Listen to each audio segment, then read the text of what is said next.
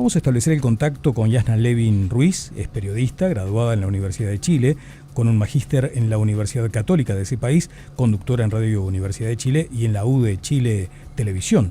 Yasna, ¿qué tal? ¿Cómo te va? ¿Cómo estás, Daniel? Qué gusto saludarlos y a los auditores de Radio Sarantí. Valeria, ¿cómo te va? ¿Cómo estás? Bienvenida. Bueno, decíamos que hay allí como varios títulos posibles. Uno de ellos, y además te pedí especialmente, Yasna, que lo compartieras, es que probablemente vaya a ganar, digamos, Kast, pero con un parlamento que se la va a hacer difícil. Exactamente, ayer fueron también las elecciones parlamentarias, de ellas no hay segunda vuelta, así es que el Congreso quedó conformado como lo indicaron las urnas, y eso arroja una mayoría para la derecha, pero no suficiente como para imponerse en cualquier votación. La Cámara de Diputados chilena tiene 155 parlamentarios y la ultraderecha con la derecha suman 76.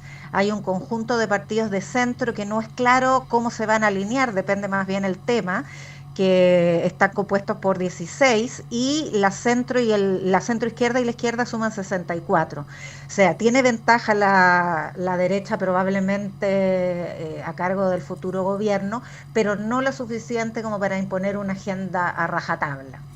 Bien, decíamos, Yasna, que parece que todo apunta al economista Franco Parisi. Parece también que su electorado será determinante. ¿Cómo estás viendo de aquí hasta allá el panorama político, las alianzas posibles? Mira, Franco Parisi fue una sorpresa y además tiene una votación muy apetecida porque su propio eslogan era ni facho ni comunacho, lo que no significa necesariamente equidistante de ambos porque era más bien una impugnación a la política en general.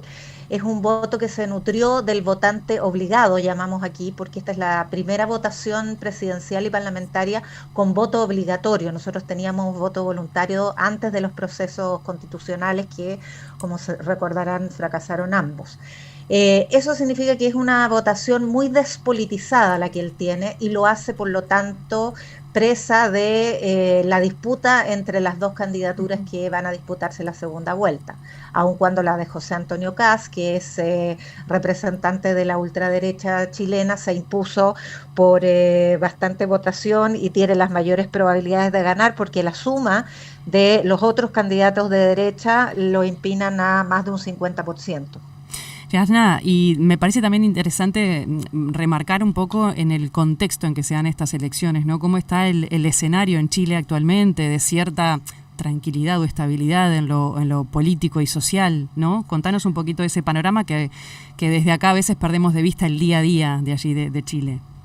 Sí, el país está muy normalizado, tenemos una crisis de seguridad, pero que incluso los indicadores son inferiores a los problemas que existen en Uruguay. Si lo miramos en términos de homicidios por cada 100.000 habitantes, estamos en alrededor de 6 y se ha contenido, no se ha logrado bajar la crisis del crimen organizado, pero sí está contenida. La economía va creciendo, se augura un 2,4% de crecimiento y la inflación está bastante controlada en un indicador de entre el 3 y el 4% en los últimos 12 meses. Sin embargo, el discurso de la oposición ha sido muy polarizante. Algunos analistas hablan de una polarización asimétrica, porque mientras la oferta de Janet Jara, que es la candidata de la centroizquierda y la izquierda, ha sido muy moderada, ella no apunta a ningún cambio sustancial, no hay ninguna reforma estructural en su programa. En el programa del candidato ganador sí hay una profunda ajuste fiscal. Él habla de 6.000 millones de dólares de ajuste, lo que significa una barbaridad.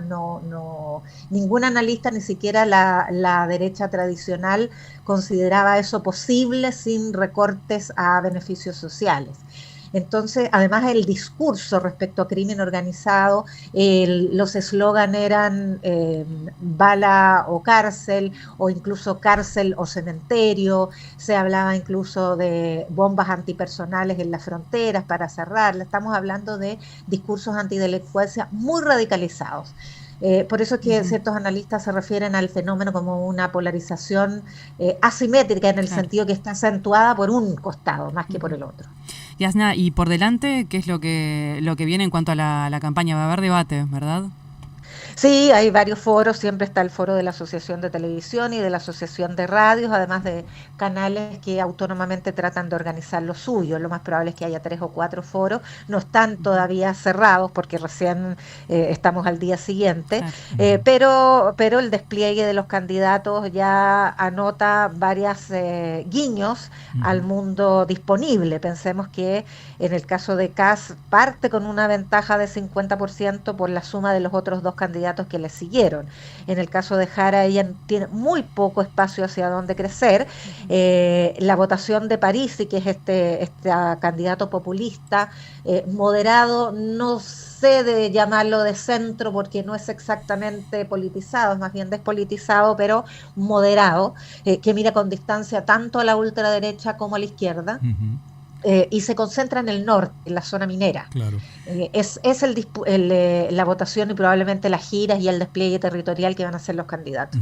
Yasna, finalmente, de mi parte, tú mencionabas una polarización asimétrica, también hay temor a la instalación de un populismo de derecha, pero también hablaste de una votación despolitizada. Por primera vez hay elecciones obligatorias.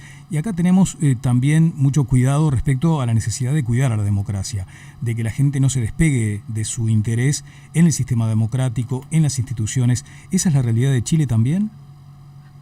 Esa es la realidad, pero no ha sido muy fructífero el esfuerzo porque la derecha tradicional no estableció el llamado cerco sanitario con la ultraderecha. Más bien fue muy confusa su estrategia de campaña, buscó derechizarse para disputarle la votación que le estaba ganando la ultraderecha. La ultraderecha chilena coincide perfectamente con los referentes mundiales. De hecho, José Antonio Kast es del club de las alianzas conservadoras. Una de sus acciones de campaña fue ir a visitar a Giorgia Meloni, fue ir a ver las cárceles de Bukele. Es decir, coincide con ese esquema, aun cuando ha renunciado a la batalla cultural, justamente para evitar una derrota en el voto femenino, que fue el que le fue más esquivo en el año 2021, cuando perdió las elecciones presidenciales José Antonio Kast. Bien, te queremos agradecer especialmente. Y probablemente de aquí hasta allá hablaremos alguna vez más y posterior a ese 14 de diciembre. Yasna, muchas gracias. Encantada, gracias a ustedes y saludos a los auditores de Sarandí.